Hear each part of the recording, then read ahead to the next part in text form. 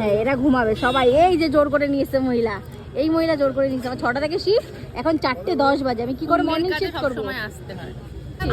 আমরা কাক ভরে অন্ধকারে গিয়ে অফিস করেছি morning shift without any transportation. খেতে চেয়েছিল খিচুড়ি মানে ভোগ, তো চলে এসছে আলু আলু না, এটা হলো ভাজি, পাউটা আসছে। এই ছবিটা ভাবছিলাম তুলতে যাবো। খাবো? হ্যাঁ আমাদের টেবিল দেখো, টেবিল খাবো? হ্যাঁ শুরু করো 4:30 বাজে।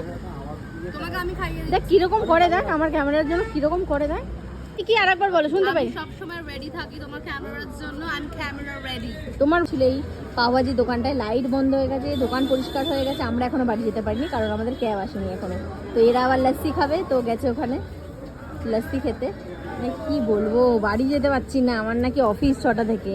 এই মহিলার জন্য আমার আজকে আসতে হলো আমার ডেস্কটপ। ওই টাকাটার উপরে ল্যাপটপটা খুলে বসে পড়ো। এরা তো আরামসে ঘুমাবে, একজনেরও ঘুমাবে না।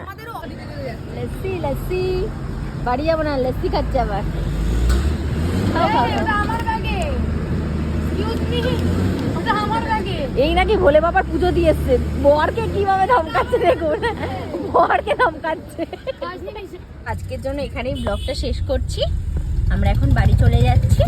আজ তাহলে আসি, দেখা হবে আগামী একটা ব্লগে। ততক্ষণের জন্য ভালো থাকবেন, সুস্থ থাকবেন।